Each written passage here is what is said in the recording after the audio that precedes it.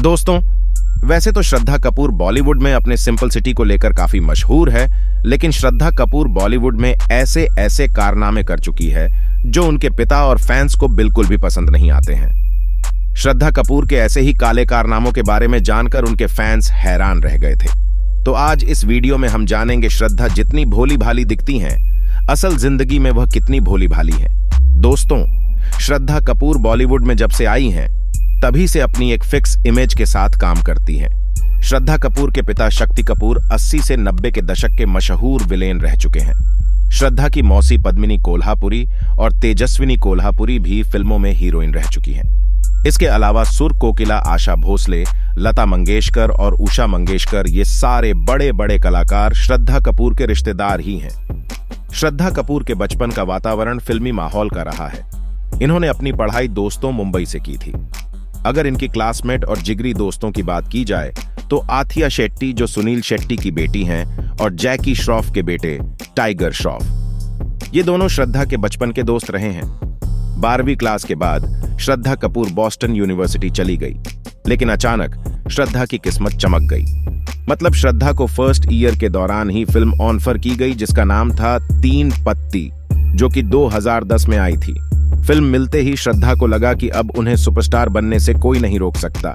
श्रद्धा को पहली फिल्म मिलते ही इतना घमंड आ गया, जिस वजह से उन्होंने अपनी पढ़ाई बीच में ही छोड़ दी।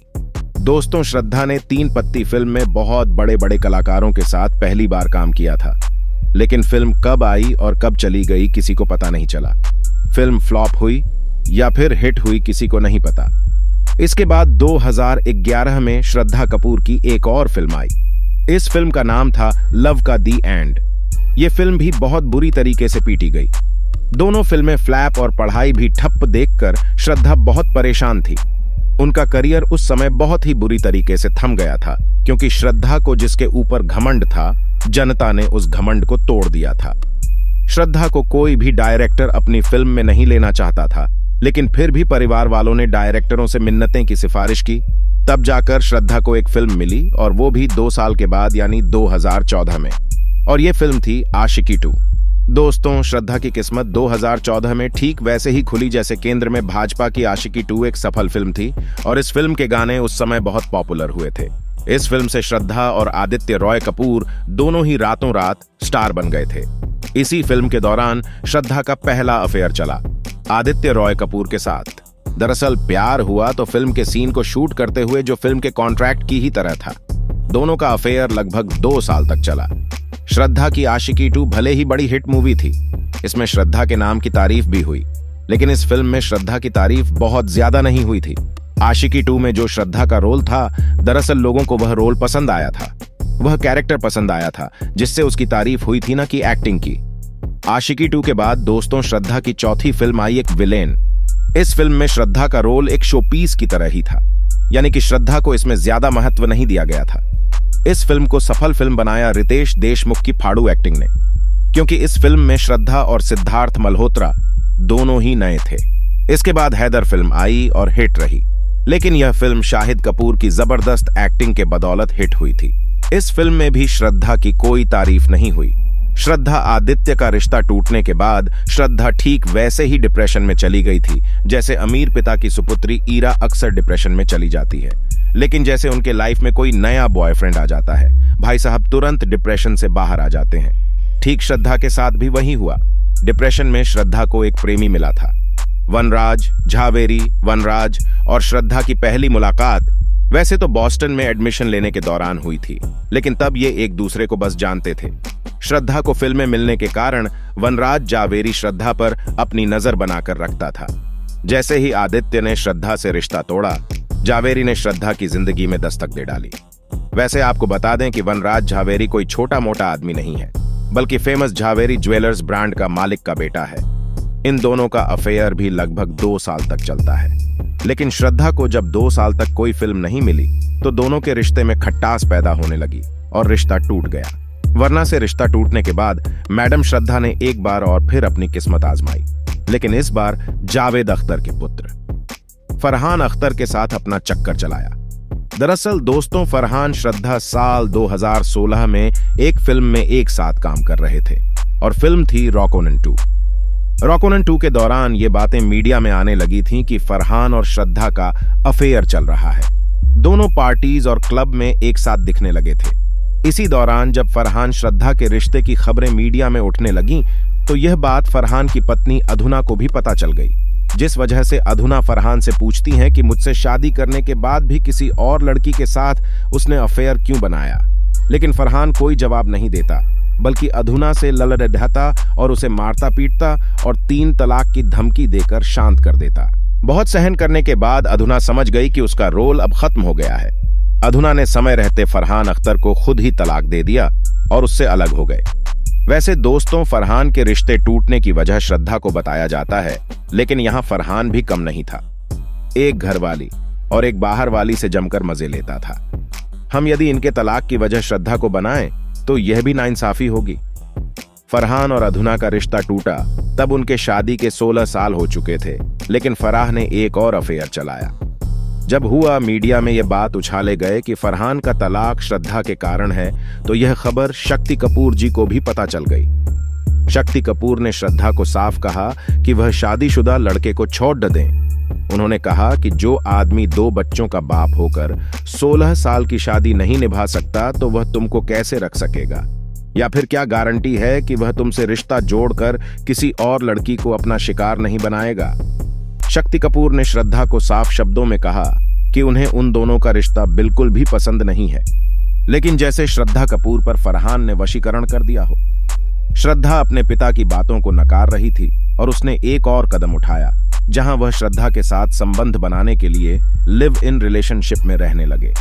शक्ति कपूर को जब यह बात पता चली कि श्रद्धा कपूर फरहान के साथ लिव इन में रहने लगी हैं, तो वह एक दिन फरहान और श्रद्धा के फ्लैट पर पहुंच गए। शक्ति कपूर के साथ पद्मिनी कोल्हापुरी भी गई हुई थी, जो श्रद्धा की मौसी थी। शक्ति कपूर श्रद्धा को देखकर बहुत गुस्सा हो गए और उसका हाथ पकड़ा और घर से घसीट कर ले आए। कहा जाता है कि शक्ति कपूर ने श्रद्धा से अपने और फरहान के बीच में किसी एक को चुनने को कहा था, जिसके बाद फरहान के प्यार से श्रद्धा के प्यार का भूत उतर गया और श्रद्धा ने फरहान को लात मार दी और माफी मांगकर पिता के साथ पिता के घर में रहने लगी। ओके जानू, हाफ गर्लफ्रेंड हसीना पारकर, ये सारी फिल्में वह थी जिनमें श्रद्धा को काम मिला, लेकिन फिल्में श्रद्धा की एक्टिंग की वजह से फ्लॉप हो गई। इसके बाद साल 2018 में आई फिल्म स्त्री से श्रद्धा को सफलता मिली। श्रद्धा साल 2016-17 से प्राइवेट पार्टीज में हिस्सा लेने लगी थी। 2015 से 2018 तक श्रद्धा की एक फिल्म भी सफल नहीं हुई। इस वजह से श्रद्धा और उनके परिवार के फिजूल खर्ची तो छोड़िए, जरूरत की चीजों पर भी खर्च करना मुश्किल हो गया था, क्योंकि शक्ति कपूर को किसी भी फिल्म में कोई रोल नहीं मिलता, जिस कारण बेटी को फिल्मी दुनिया में उतारा था। श्रद्धा इस समय अपने घर में कमाने वाली एकमात्र सदस्य है और कोई भी सदस्य नहीं कमाता है। हालांकि श्रद्धा का एक भाई भी है जो 1-2 फिल्मों में दिखाई दिया था, लेकिन वह बॉलीवुड में ज्यादा नहीं चल पाया था, जिस वजह से ना तो उनको फिल्में मिलती हैं और अब तो वह फ्लॉप हीरो की लिस्ट में आ चुका है। श्रद्धा इन दिनों बॉलीवुड वालों की प्राइड पार्टीज में नाचने जाती थी ताकि ज्यादा से ज्यादा पैसे कमा सके। श्रद्धा न सिर्फ दारू पीती है बल्कि ड्रग्स भी लेती हैं और ये बात शायद कभी भी सामने नहीं आ पाती अगर सुशांत सिंह केस में एनसीबी ड्रग्स मामले की जांच न करती तो। दरअसल एनसीबी द्वारा ड्रग्स की जांच में एक ड्रग चैट काफी ज्यादा वायरल हो गई थी, जिसमें ड्रग पैडलर के अंदर श्रद्धा कपूर का नाम भी शामिल था। और यही वजह रही थी कि भोली सूरत वाली श्रद्धा कपूर एनसीबी दफ्तर के चक्कर लगा रही थी। जब श्रद्धा कपूर को ड्रग्स केस में पाया गया तो एनसीबी श्रद्धा कपूर के साथ कई एक्टर्स, जिनमें दीपिका पादुकोण, रकुल प्रीत, सारा अली खान, रिया चक्रवर्ती भी शामिल थे। उस समय एनसीबी स्टेप बाय स्टेप चल रही थी। पहले एनसीबी ने छोटे नशेड़ियों को पकड़ा, उसके बाद थोड़े बड़े नशेड़ियों को, फिर तो क्या A ग्रेड, क्या B ग्रेड, क्या C ग्रेड। इसी से पता चलता था कि दोस्तों, इन 3-4 गंजेढ़ी हीरोइनों के संपर्क में जितने भी बड़े कलाकार हैं वो भी रडार पर आने वाले हैं। लेकिन सारा, श्रद्धा, दीपिका और रकुल के बाद आप लोगों ने नोटिस किया होगा कि एनसीबी पर हमले होने लगे थे। उन्हें बड़े बड़े ड्रग माफिया धमकी देने लगे थे, जिस कारण एनसीबी की रफ्तार थम सी गई थी। जिस समय इन मोहतरमा का नाम एनसीबी लिस्ट में आया, उस समय बॉलीवुड भी काफी पूरी तरह से हिल चुका था। श्रद्धा कपूर और उनके बाकी नशेदी सहेलियों के फोन, टैब, लैपटॉप जब्त कर लिए गए थे, लेकिन उन्हें जब्त करने के बाद एनसीबी ने अब तक रिपोर्ट को सार्वजनिक नहीं किया और न ही कभी करेंगे। ये बात सही है कि एनसीबी ने कोर्ट में अपनी छानबीन के चार्जेस जमा कर दी हो।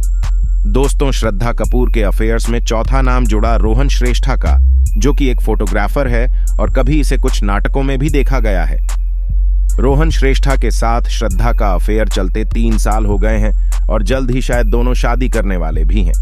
श्रद्धा यहाँ सारे काम करती हैं जो दूसरी अभिनेत्रियां करती हैं, लेकिन उन चालाक लोगों में से एक हैं जो बॉलीवुड मीडिया द्वारा जनता और अपने फैंस की नजरों में फेक इमेज बनाकर रखती हैं और हमारे सामने इस कदर संस्कार छलकाते हैं मानो जैसे इनसे बड़ा सभ्य संस्कारी किसी और क्षेत्र में नहीं पाया जाता। वैसे किसी को किसी की निजी जिंदगी में झांकने का कोई अधिकार नहीं है, लेकिन दोस्तों, सच छुपाए नहीं छुपता, किसी भी तरह वह बाहर आ ही जाता है। श्रद्धा कपूर के बारे में आप क्या सोचते हैं? आप कमेंट कर जरूर बताइएगा। चैनल पे नए हैं तो सब्सक्राइब करिए।